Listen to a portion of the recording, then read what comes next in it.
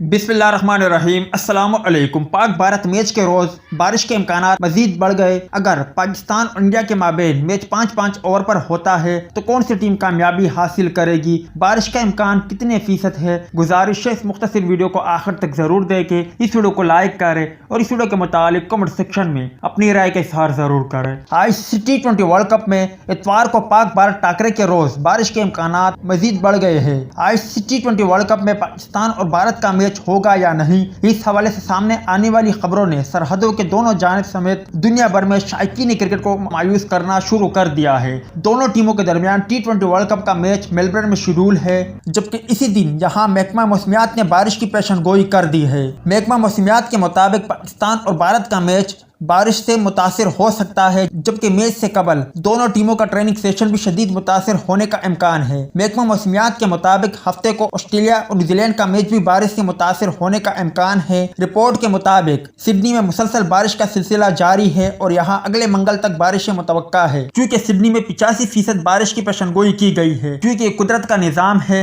बारिश हो भी सकती है और नहीं भी। अगर बारिश होती है और मैच 5-5 ओवर पर मुश्तमिल होता है तो मैच में कौन सी टीम कामयाबी हासिल करेगी? और क्या आप भाई 5-5 ओवर का मैच देखना पसंद करोगे या फिर बिना किसी नतीजे के इस मैच को पॉइंट की सूरत में देखना पसंद करोगे? कमेंट सेक्शन में लाजमी तौर पर बताएं।